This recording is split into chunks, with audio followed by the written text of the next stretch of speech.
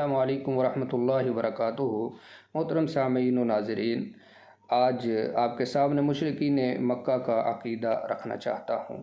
یہ تو بات مسلم ہے، ہر کوئی مانتا ہے کہ وہ مشرک تھے، تو اب ان کے عقائد کے اندر کون سی بات تھی کہ جس کی وجہ سے ان کو مشرک قرار دیا جاتا ہے؟ سورہ یونس آیت نمبر 31 ہے۔ اللہ تعالیٰ فرماتے ہیں کہ قُلْ مَن يَرْزُقُكُم مِّنَ السَّمَاءِ وَالْأَرْضِ، زمین و آسمان کا رزاق کون ہے جو رزق دیتا ہے؟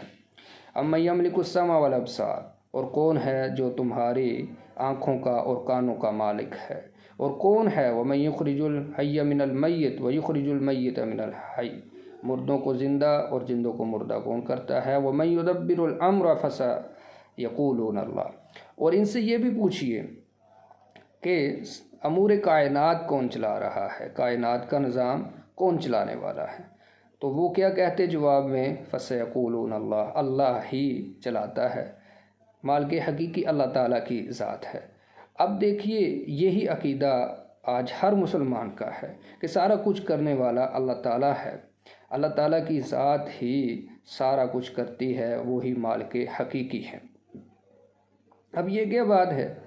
مشرکین مکہ، جن کو ہم مشرک کہتے ہیں، وہ بھی تو یہی کچھ کہتے تھے جو آج ہم مسلمان کہتے ہیں، تو وہی عقیدہ ان کا، وہی ہمارا، اور ہم واحد، ہم مومن اور وہ کافر، وہ مشرک کیوں ٹھہرایا جاتا ہے؟ ان کو شرک کے دلدل میں کیوں دنسایا جاتا ہے جب وہ بھی تو یہی کہتے تھے؟ تو یہی بات آج ہم نے سمجھنے کی کوشش کرنی ہے۔ اللہ تعالیٰ سمجھنے کی توفیق عطا فرمائے۔ بات یہ ہے کہ جب پھر ان سے کہا جاتا، جب تم یہ کہتے ہو سارا کچھ تو اللہ کرتا ہے، تو پھر یہ لات، منات، عزا، حبل، ان کے سامنے کیوں جا کر کے جھکتے ہو؟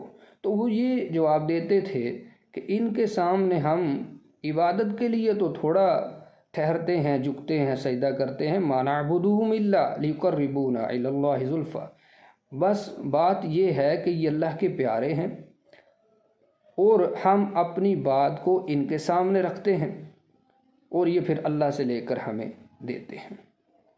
آج کے بھی بعض مسلمانوں سے جب سوال کیا جاتا ہے، بلکہ کئی علماء سے سوال کیا جاتا ہے جو دوسرے نظریے کے لوگ ہیں اور دوسرا عقیدہ رکھنے والے ہیں، جو اولیاء کرام سے جو ہے کہ مدد مانگنے کے قائل ہیں، قبر والوں سے مدد مانگنے کے قائل ہیں، تو وہ بھی یہی جواب دیتے ہیں کہ ہم کون سا ان کو مالک حقیقی تصور کرتے ہیں۔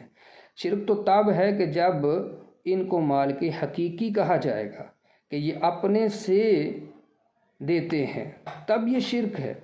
اور جب یہ کہا جائے کہ نہیں، یہ تو کسی چیز کے مالک نہیں ہے بلکہ یہ اللہ سے لے کر کے دیتے ہیں، تو ہمارا عقیدہ بھی یہی ہوتا ہے کہ یہ خود نہیں بلکہ اللہ ہی سارا کچھ ہے اور یہ اللہ سے لے کر کے ہمیں دیتے ہیں۔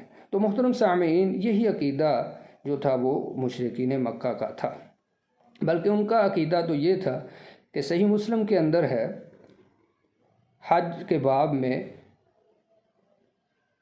حضرت ابن عباس رضی اللہ تعالی عنہما نے اس کا تذکرہ کیا ہے کہ مشرکین مکہ کا تلبیہ کیا تھا۔ تو وہ کہا کرتے تھے کہ لبیک لا شریک لک الا شریکن ہوا لک، کہ اللہ تیرے سوا کوئی معبود نہیں ہے مگر وہ کہ جس کو تو نے خود ہی اختیارات دیے ہیں، اپنا محبوب بنا لیا ہے، اپنا شریک بنایا ہے۔ اور اس سے آگے وہ کہتے تھے تملکہ وما ملک، کہ وہ جو ہمیں دیتے ہیں اس کے بھی تو ہی مالک ہے، وہ خود مالک نہیں ہے۔ جس چیز کا وہ مالک ہے، حقیقت میں اللہ تو ہی اس کا بھی مالک ہے، وہ مالک نہیں ہے۔ یہ مشرکین مکہ کا عقیدہ تھا۔